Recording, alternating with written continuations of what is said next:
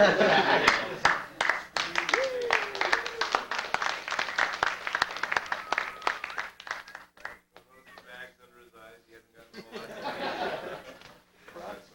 is Scott Freeby, and it's Irish tune. What he's gonna do.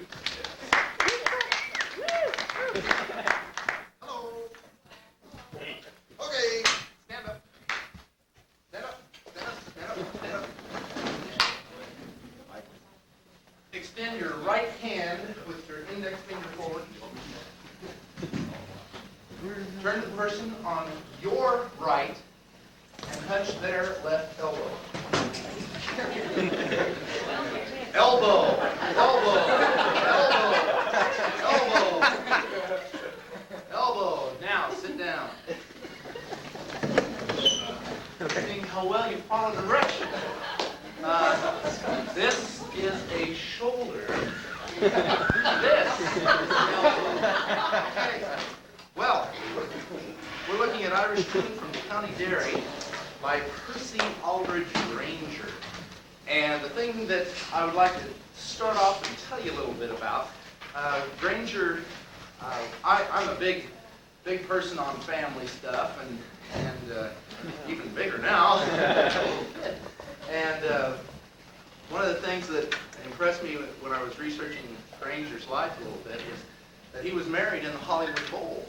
And he was married in front of a good deal of people. One of the entries I read said thousands of people witnessed his marriage, and I thought that was pretty neat. He also wrote a tune called Australian Up-Country Tune, or Up-Tune, Australian Up-Country. And what that tune was about, he wanted to get a sense of the, how should I say it, I got 3 hours to sleep. Like the folk songs of a particular country. He wanted to get a certain sound and display that. So he wrote this Australian up-country tune, and you know, the way he had it performed at his wedding. The way he had it performed at his wedding was he had an a cappella choir sing it on nonsense words, nonsense syllables and stuff. And so what I thought about when I researched this was that, you know, Irish tune is kind of a folk songy type tune, and how interesting it would be if we could somehow incorporate a favorite, or possibly a favorite idiom of Granger's, and that's the vocal. So what I would like you to do is I'd like you to go to the last note of Irish tune, please, and sustain that tune. Kind of be our little warm-up tune. I know you're warm. Here it is.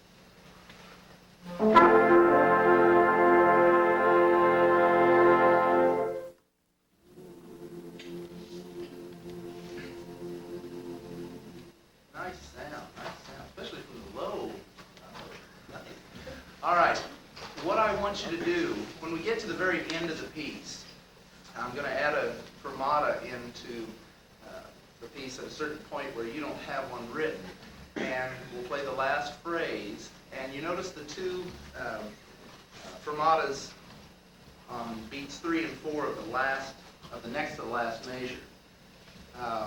We'll hold those out, and then we'll have one on a part play the last note, and the stand partner will sing the note. Okay? Now, as we cut it off, it'll cut off this way for the instrumental, this way for the vocal. thus will achieve a real dying away effect. Let's try that last little thing so that when we get to it, we can hopefully have rehearsed it. One of the things the conductor wants to do, the first thing on that last chord, is take the low C out of the oval and make it an F.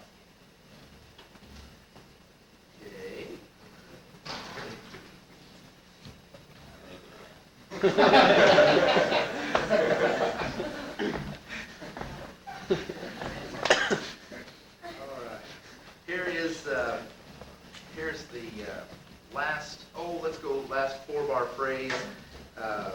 I'll give you one as a downbeat, which is actually going to be the release point. We're going to it'll be a release point. Then we'll come in 2, 3, 4, 1, like that and on. Here it is. Let's go the last 4 bars, complete 4 bars. Play the downbeat as a whole. Play the downbeat as a whole. I will release you on 1, and then we'll come in on 2, 3, 4 again. Here's the hold.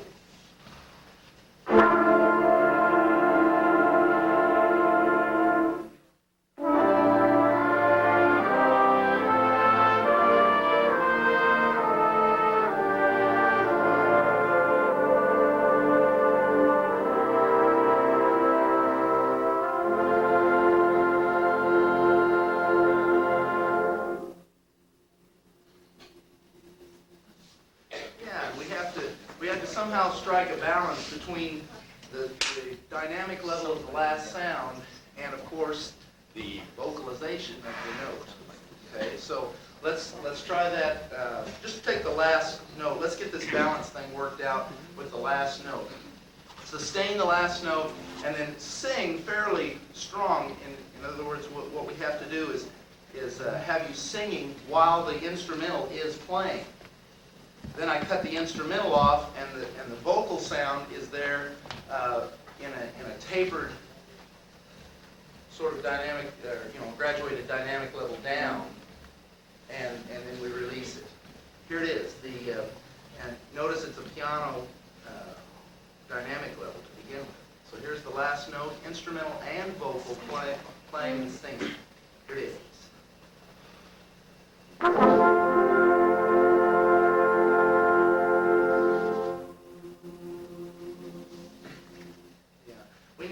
We need just a little bit more to balance that out. Let's try it. Do it better.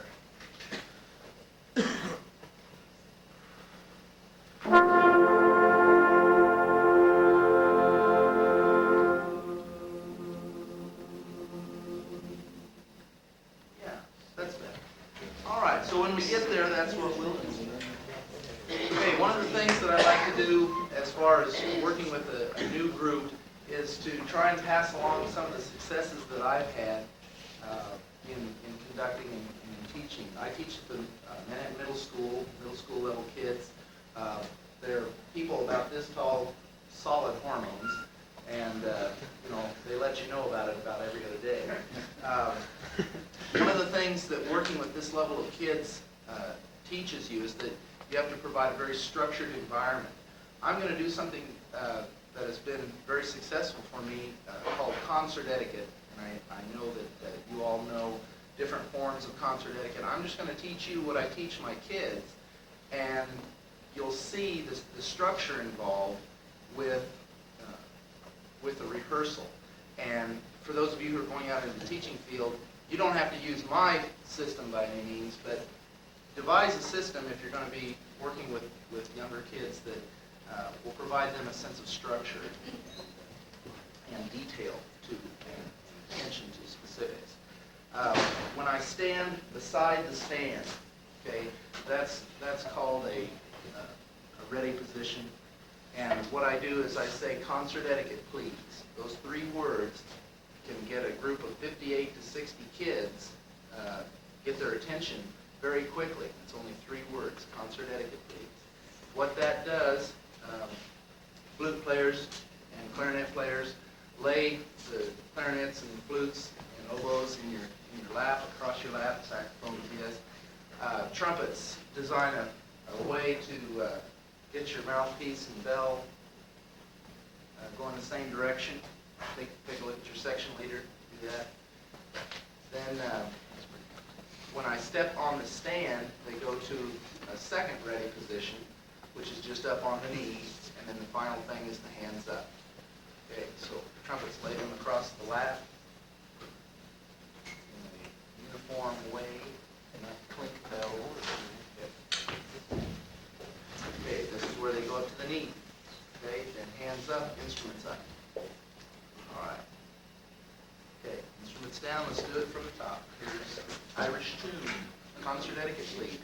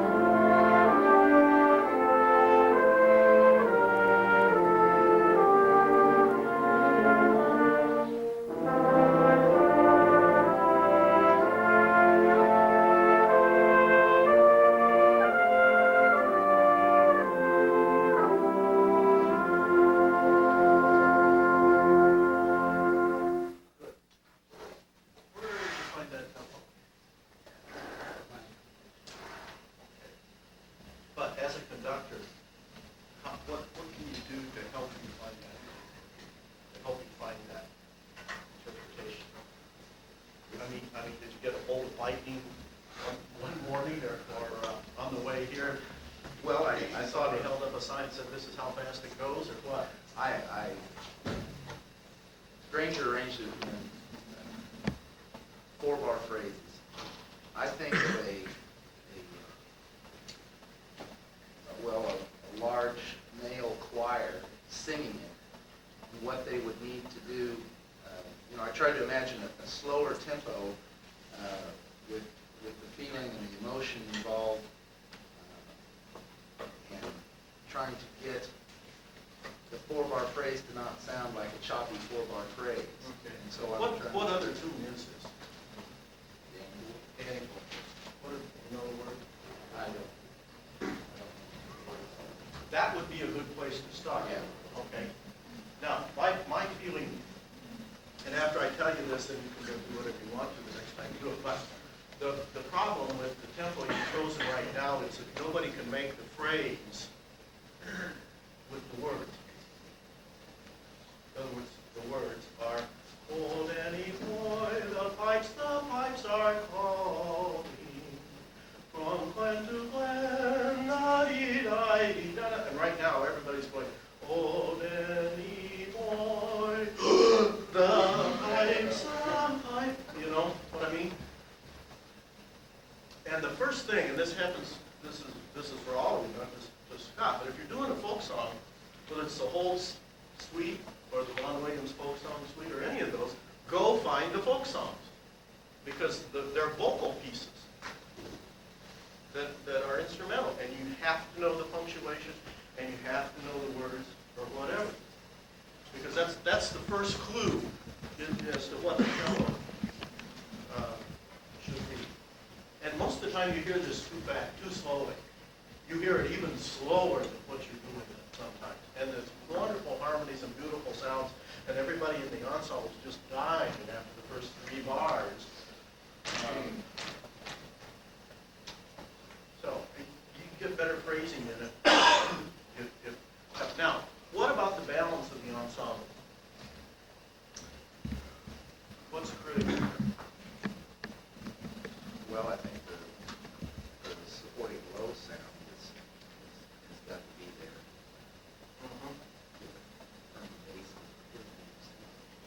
Could be, but the real problem is that the melodic line is marked mezzo forte and everybody else is marked pianissimo.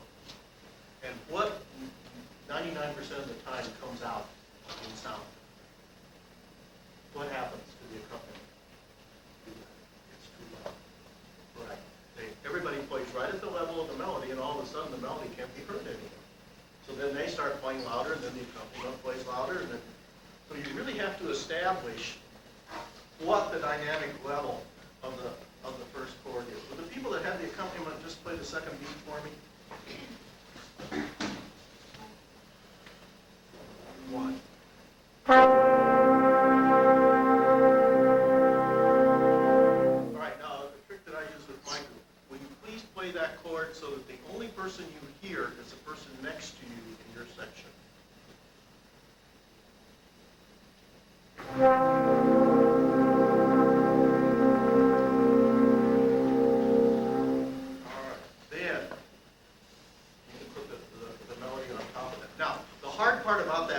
For this accompaniment to sustain that level.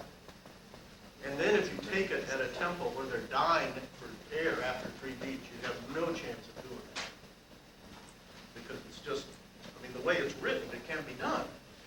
So that's where tempo, Wagner says tempo is the most important thing a conductor has to do. And that may be right, it may be wrong, but certainly in this, it's really critical within some parameters. Certainly, because I mean, you've got the bassoon sitting down on a low C, and everybody else at the bottom registers and everything else, where it's not easy to play. It's a gassy sound that really takes control, and that. So let's try that opening once more.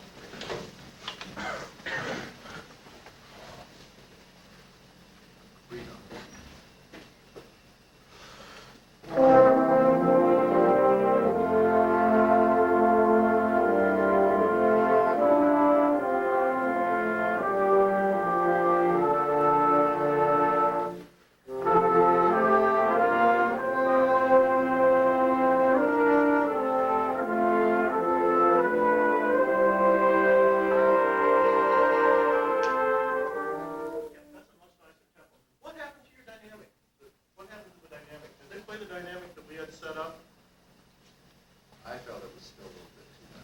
Right.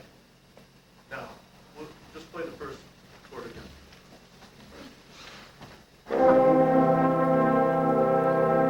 Now play the first chord.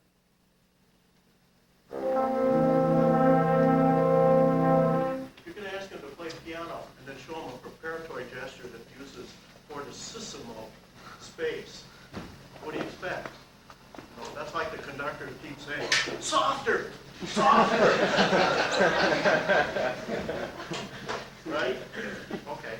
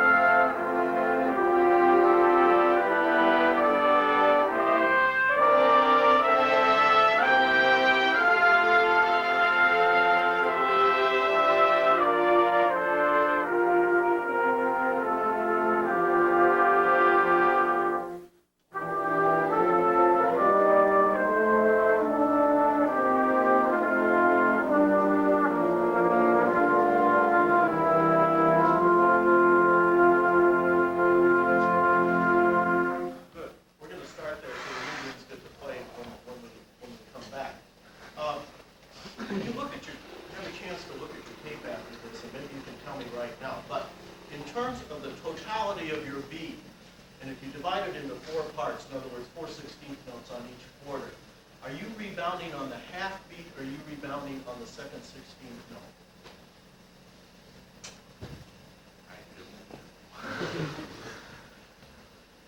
All right, now, Are you speaking of where the ictus is, or? no, I'm talking about where the stick starts rebounding, to get to the end of the point of the rebound and come back. In other words, are you doing this? Here's the beat. 1, 2, 3, 4, 2, 2, 3, 4, 3, 2, 3, 4, 4, 2, 3, 4. Are you doing this? 2, 3, 2, 3, 2, 3, 4. Are you going 1 and 1 and 2 and? Trying to do that. Okay. If you ask the group, where would they tell you that your rebound's coming? Yes. Now you just changed. Right? You don't have to say it, just nod your head. Yeah. Now, why is that important? I mean, why did I mention that? Well, fastest.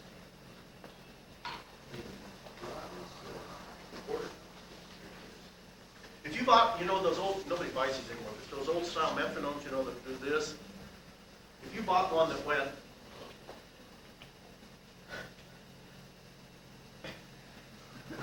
I think you'd take it back, wouldn't you? All right. So they can anticipate the beat more? No, because it destroys the rhythm of what you're doing. Here's this beautiful legato line in here, and visually you're going 1.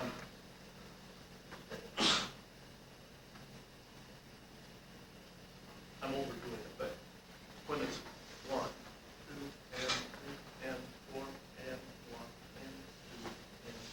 It's hard to play legato when somebody's going 1, 2, 3, 4, 2, 2, 3, 4, 2, 2, 3, 4, 2, 3, 4, 2, 3, 4. In your beat. Now you just showed me you could do it because you just did it, so it's really an awareness problem on your point. Okay, let's go ahead with the woodwind.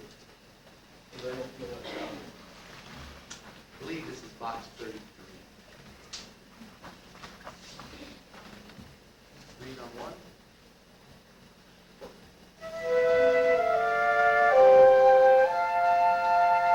Let's start that again. I'm going to ask you to do the same thing at Mark. Pick a section and somebody, look at them through the whole first bar. Don't drop your eyes on the first note. So you go, read.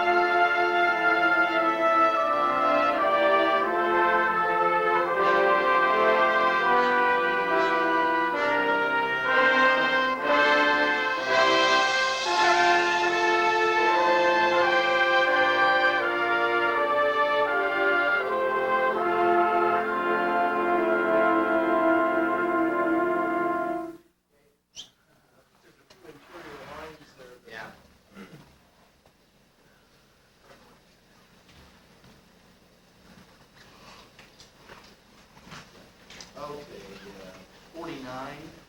49. A little bit more more percussive on the sound, but maintain the fullness of the note. I have staccato markings in my part, but it's obviously not to be misconstrued as short. Okay. What's a good analogy for those notes? Big notes. No. He's talking about things like this. What's the sound that the composer really means? When you see that in the Mozart piece in the wind parts. Yeah, bravo. Say it louder. Stop the bow without taking up the string. Right. This is string bowing. What's it called? Portato. Portato. As a piano student, called portamento, I think it's called. But it means that they're staying in one direction. But you see it in wind music all the time. All it means is, in a classical symphony, is you better listen to the string parts and play the length of note the strings are. You see it in Wagner, you see it in Strauss, all over. And the same thing with Granger. If you have that, that's really what it means, or it's a good analogy of what it means. It's that sound where the bow stops, continues in one direction, and to repeat the note, you've got to put a little tiny bit of separation for it to grab the string again. But that's the sound that you want them to do there. I'm not sure how to convey to them what I want as far as that analogy goes with the string. What about what the bow you on the ever string. tried doing just what you did? It's not something you can conduct in a concert, but as far as a teaching technique, just do that. That's what it is. Is there any specific length we're going for as far as? It's all going to vary by tempo. You know, the faster it goes, those you don't want huge gaps in there because then it's not going to. It just means.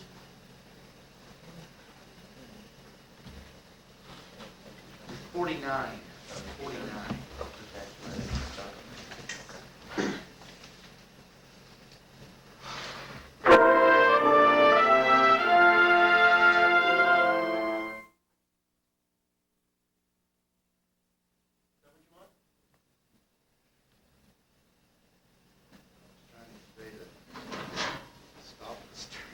Okay, we'll do it once. We'll do it 49.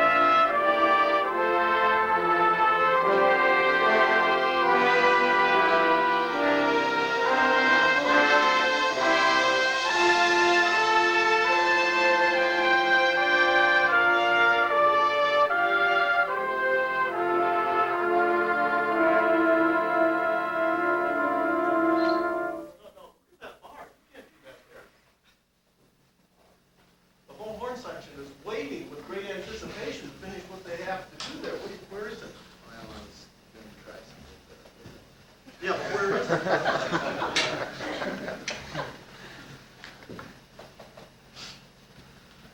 I see that they've got it resolved. Yeah. Right. And if you're going to do something, let them in on it. Okay. 56. Yeah. Let's go back to 49. That's much better. Everything you're doing is so up and down. You can't be expressing up and down. Up and down, I mean, be a cello player. It's this way. You know, that's. I know you have something inside of you. You just had a little baby, so come on. All right. 49.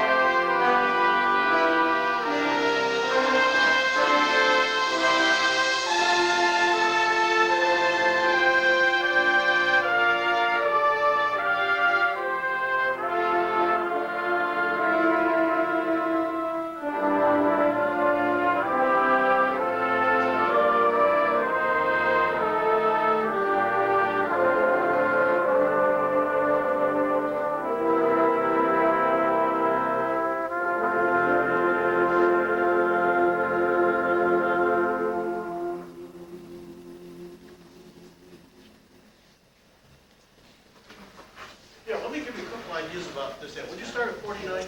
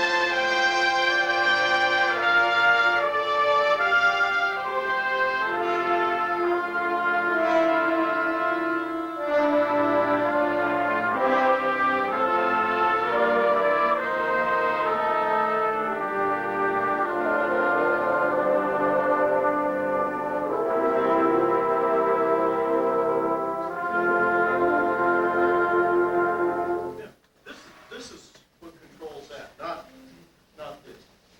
All right, this is where that sweep has to come. Try and open up more than that. Good. Do it once more. 40. Just try something.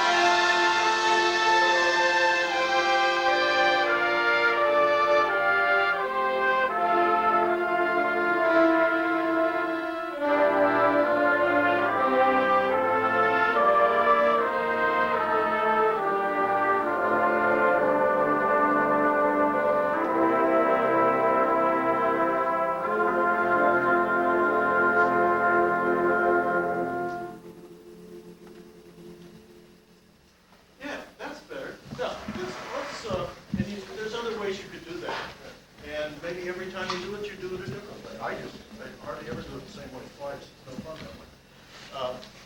Let's go back to the bar before 49. This doesn't have. Once this woodwind section starts here after 28, what you're aiming for is this huge, really, there's up and down, but there's this big gradual crescendo up to this point. Woodwinds, would you play the chord, please, the bar before 49?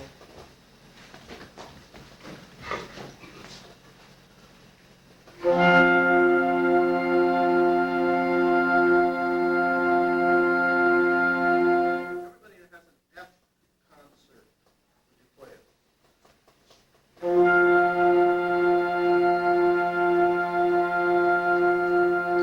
right, now, in the alto and that, would you double your sound?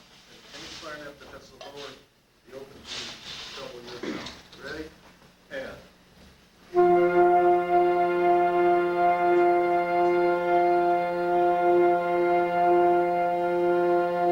Now, can I have the F and the C's, please? Ready? And.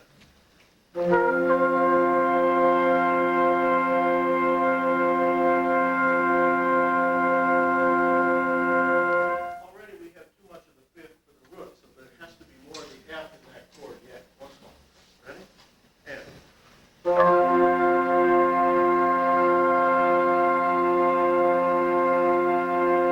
Now the rest of the notes in that chord.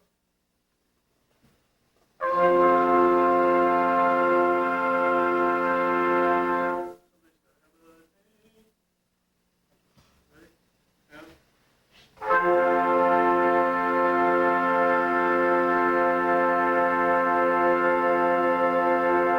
Right, now that's the dynamic you're shooting for once you start at 33 to that point, and that you've established that sound in their ear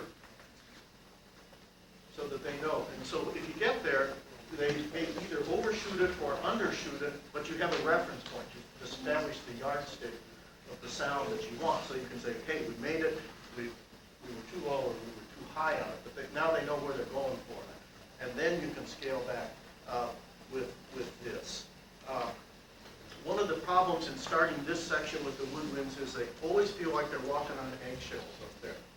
So you have to do everything as a conductor to make them feel confident on that entrance. It's not hard, except it's terribly hard. You know, it's like playing Mozart. It looks easy until you try it. But, go ahead, start at 33 once more. This is everybody. Your top bars be ready. 33.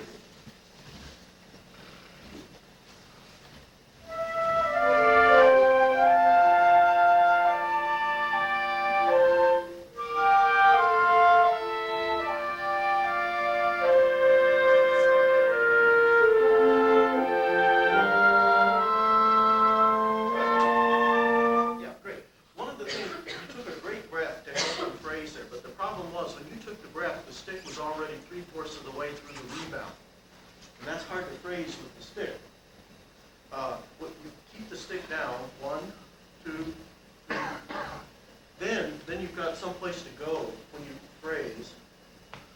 Yeah, if you go 1, 2, 3. You see, you're taking the phrase, but you can't show it with the stick because you're already too high or too far out or whatever you're doing. So keep things centered more here and keep the hands down. Then you can phrase whenever you want to because you've got the space to do it in. Good. Once more. Yeah, good entrance. Now don't lean, don't do this. I mean, they're petrified enough, and all you're doing is making it worse. And it's easy to do. Write in your score there when you ever do this piece. Yeah, just pull back. Let the sound come out. Okay?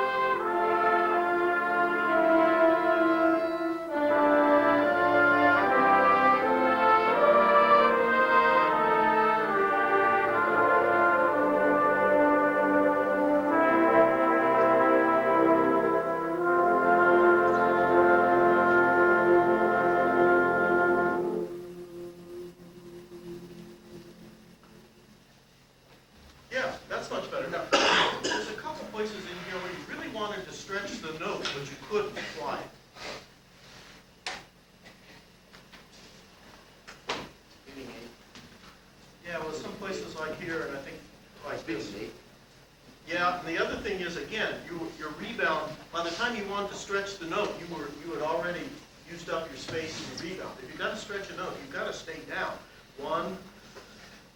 You can't stretch something when you're already up here. Right. And that's where that rebounding on the second 16th of the beat is getting in your way. When I try to give emphasis to the note by doing the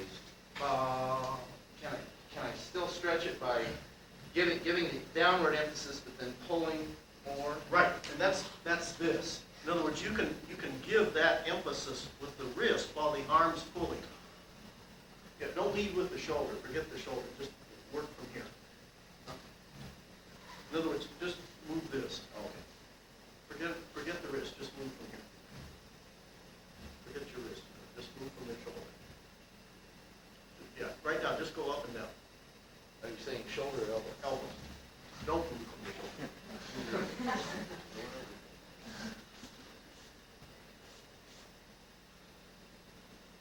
Yeah, now, as you go up, bend the wrist.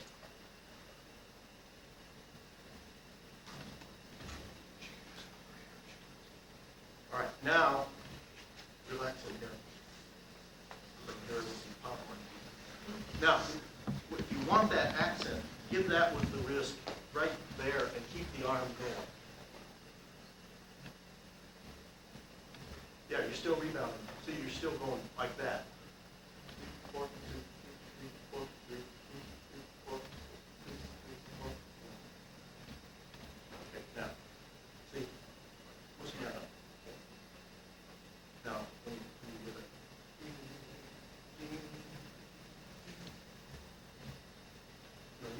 You can hold that note forever if you can control it with the wrist. Hit this.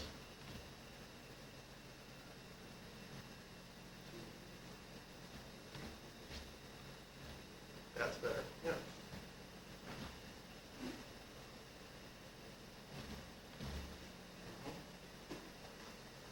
Yeah. Now, just keep working with it. Keep relaxing with it, and don't lift from here. One of the things you have to be careful of with what you're doing, this applies to all of you, when he's working with the junior high group, is that you don't confuse cheerleading with conducting. And it's very easy in your job to become a cheerleader and forget conducting. And you're going to really have to work not to do that. Pretty soon you start playing everybody's part yourself. You can do it, and you can improve their response to you and all of that. Sure, once in a while. I once had a good idea given to me by Frank Battisti at New England, that he said when he was working in the high school and junior high work, whenever he started doing drill things or teaching aspects, he got off the podium. You never stand on the podium and teach. He got off the podium so that when he got back on the podium, everybody knew that then he was going to conduct. But when you're working out rhythms, or you want to do tone, or you want to talk about technical things or anything else like that, then get off the podium and do the teaching. Walk up to the student, walk behind the student, walk around the room. All those things that are good for you to do, especially at that level. But then when you're back up here, then they know that things are going to happen from this point of view. Yeah. But don't let this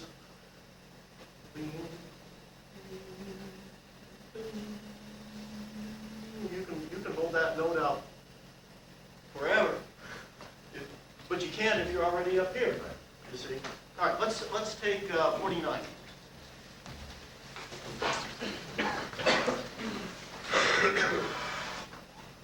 You're too high to begin with. No, I'm not talking about the rest of you. I'm talking about your hands.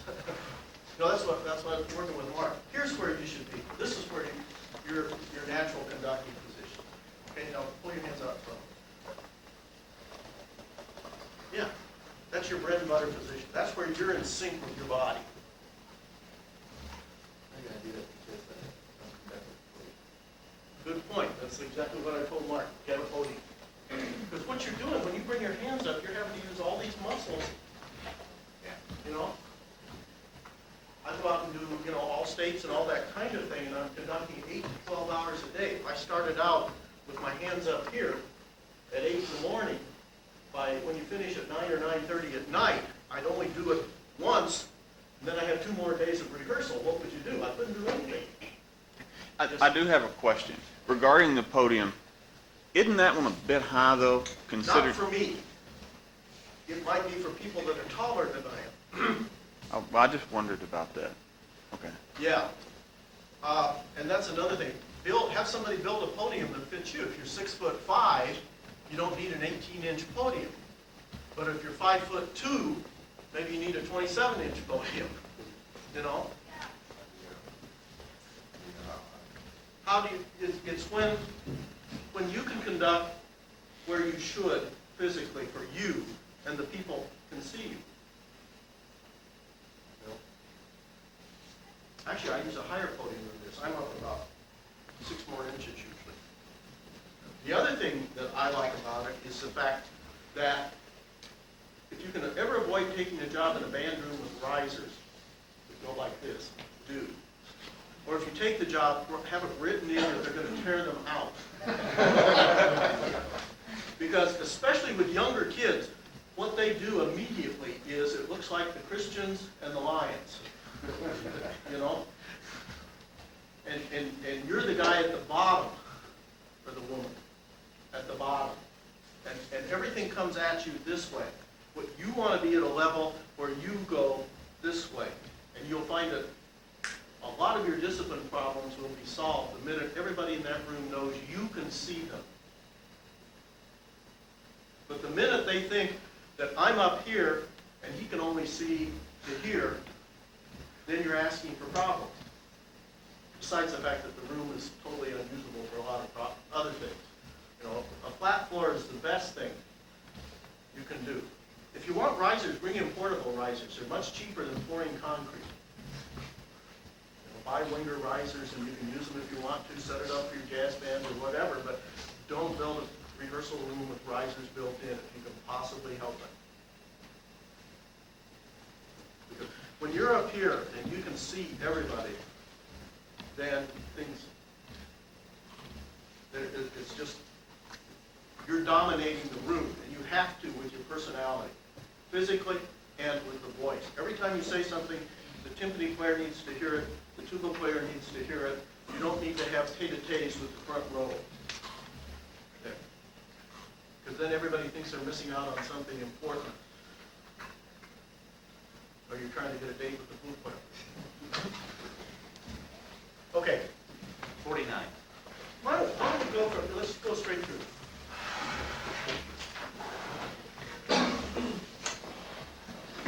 Keep your hands up.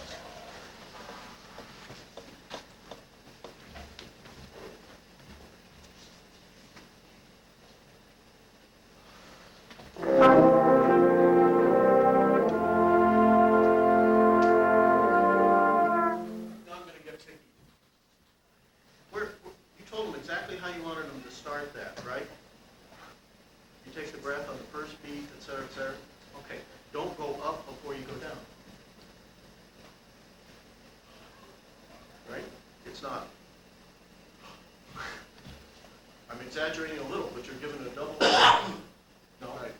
You want to start right on the first beat. Play just the first note.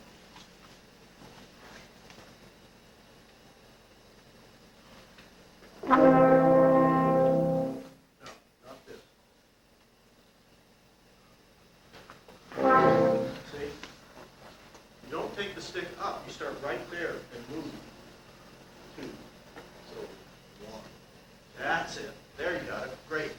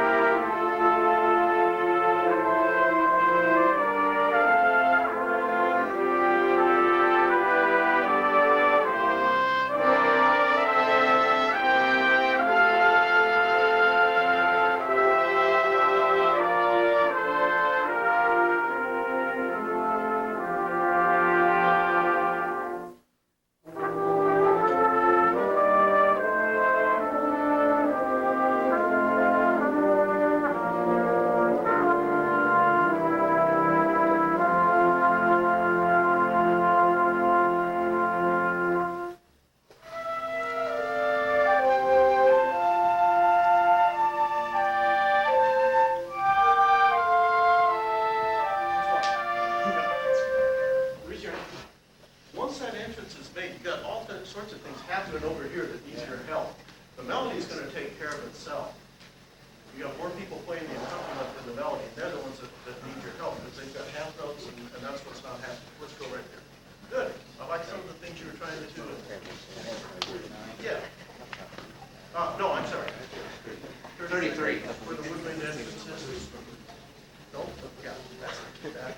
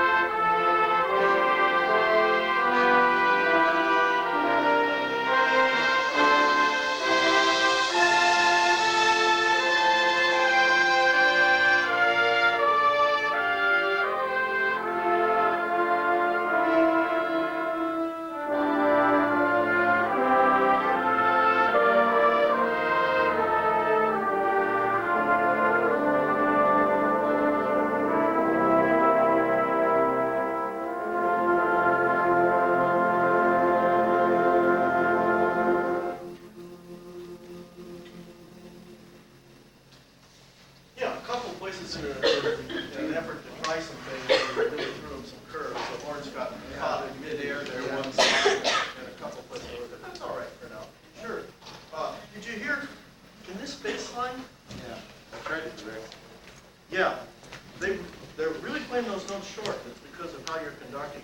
May I have the bass line of 56? Bass line of 56.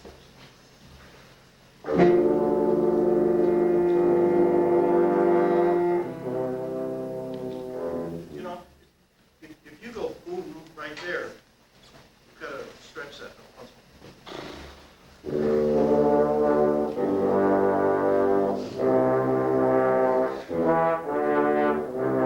Yeah, see, they're rushing me too, once more.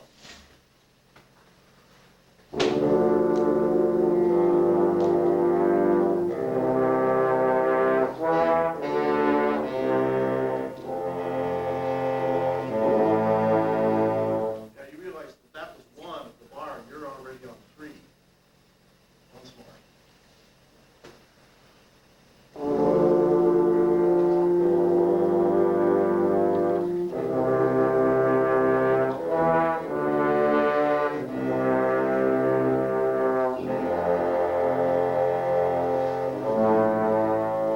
Yeah, see, they're really not into looking and being sensitive about the length of that note as you're broadening things out, how much you've got to sustain those pitches at that point. And I would call that a mezzo piano level in your marked fortissimo at that point. Could you try it once more?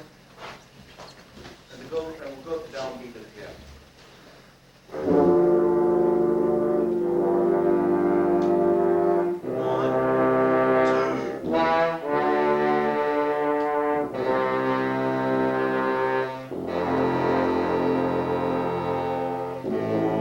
Yeah, play the low F, would you? And play it so the only person you hear is you. Now let's say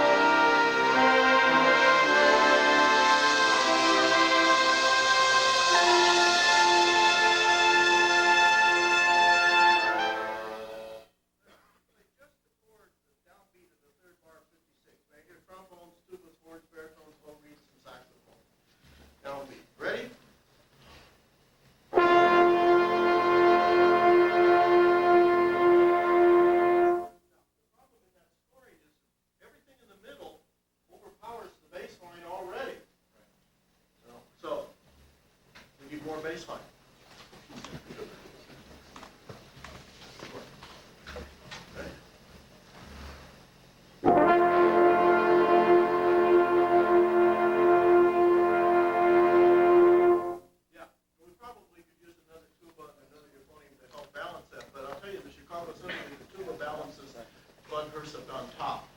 That's how hard the tuba player has to work. You build everything from the bottom. Okay, once more. That group. Ready? Yeah. All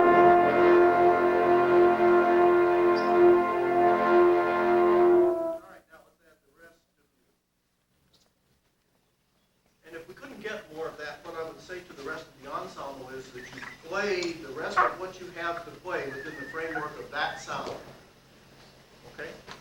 If we couldn't get more, right?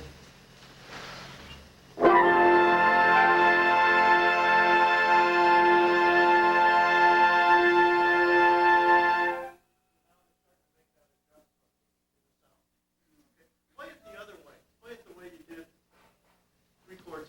I mean, just play the downbeat. Let everything hang out, so to speak. Ready? And.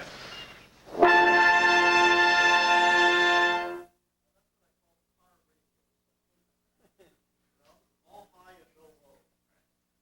It's a sound that only a mother could love.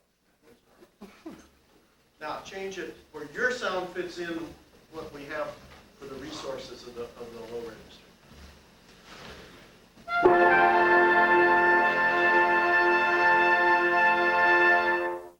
That's probably without having concert clarinets and more tuba and second bassoon and those kinds of things that this group would give at that point. So we've established what that level is. We can now back up a bar and go to the yardstick. Okay, 1 bar before that, everyone.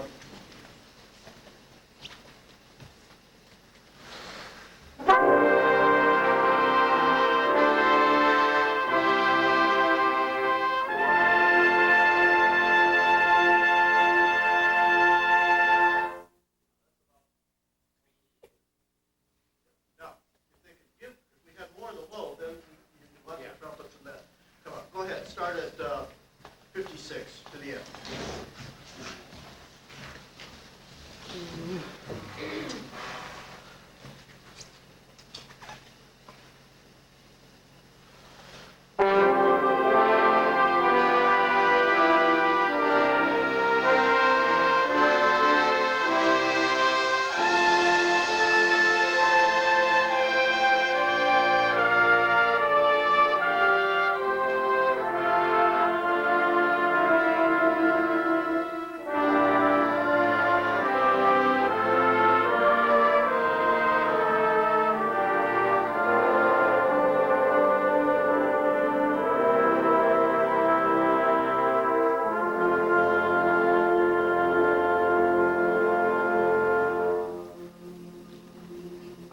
Yeah, how'd you pick them out there?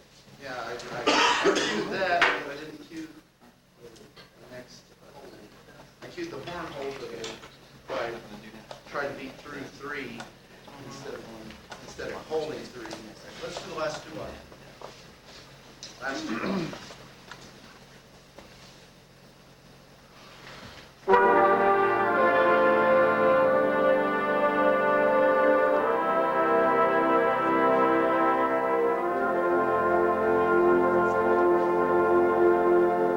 Nobody knows when you're going to the last chord because you're not preparing it. You're just going.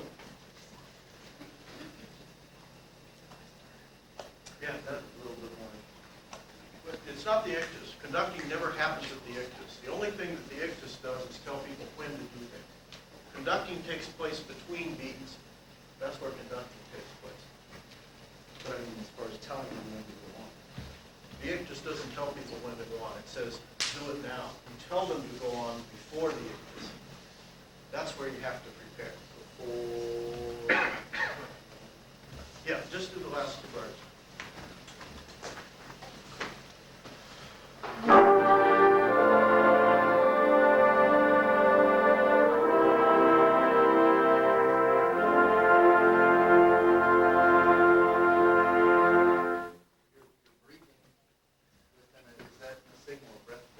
Not necessarily, but it's putting my hands and my body in empathy. You've got to breathe as a player. But if you just go, Yeah. then they're always that far behind. Try those last 2 bars. Good.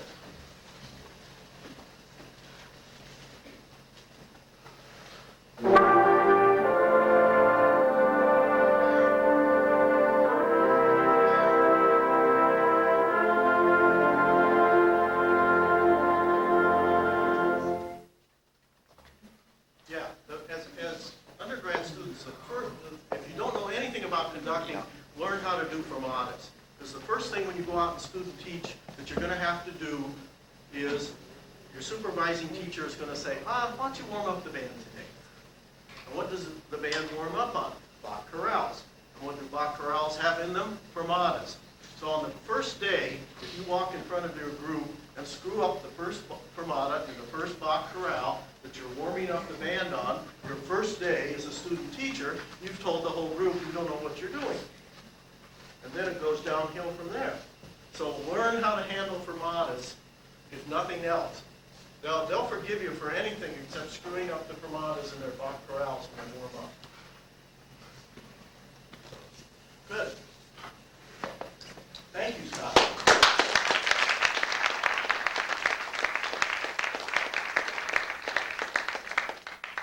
We're going to have John and Chris go through the couple things. They looked at their tape last night. They corrected everything.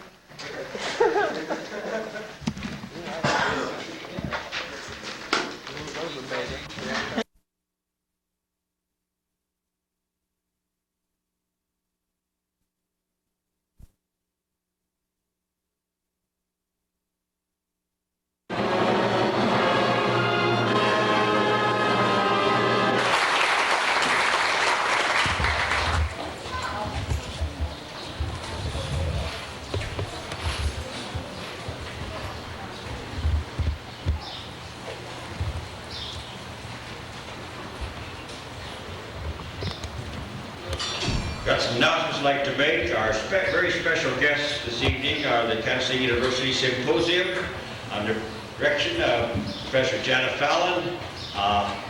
If you'd like to stand up, we'd like to see who you are. Well, thank you anyway.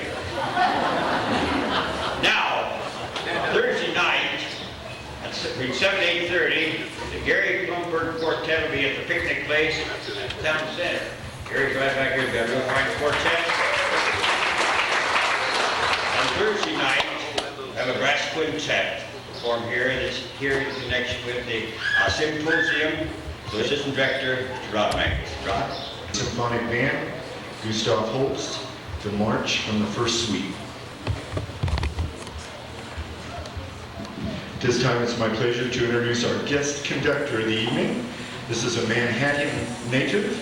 Grew up in Manhattan, studied trumpet with Dr. Paul Scholl, and was a student of Larry Norville's.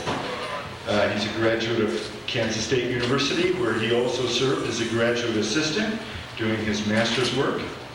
He was band director at Harrington High School before accepting the position at Manhattan Middle School, in which he's been for a year now.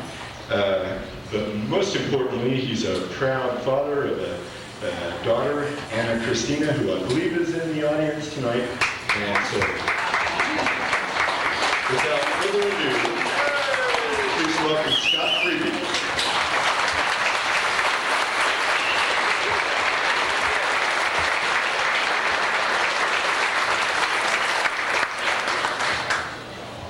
A little bit about the piece that the band's going to play. This is Australian Upcountry Tune by Percy Aldrich Granger. And little note about him, when I was doing my research, I looked up where this tune was originally performed, and it just so happens that he wrote this tune for, evidently for performance at his wedding. Now his wedding, you might think, oh, he just got married, but he actually got married in front of 22,000 people. As the program notes will tell you a little something about this, I'll just read them now to you. This arrangement is based on Mr. Granger's original version for unaccompanied voices with wordless syllables. The choral version bears the following note, and these are in the words of Granger himself. This piece, written for chorus in 1928, is based on a tune I wrote in 1905 called Upcountry Song. In that tune, I had wished to voice Australian upcountry feeling as Stephen Foster had with American countryside feelings in his songs. I have used this same melody in my Australian colonial song and in my Australian The Gumsuckers March. This choral version was first sung at my wedding to Ella Viola Strong at the Hollywood Bowl, California, August 9th, 1928, by the exquisite Small Man a cappella choir. And just a little dedicatory note, the last note of the piece tonight will be dedicated to the Small Man a cappella choir.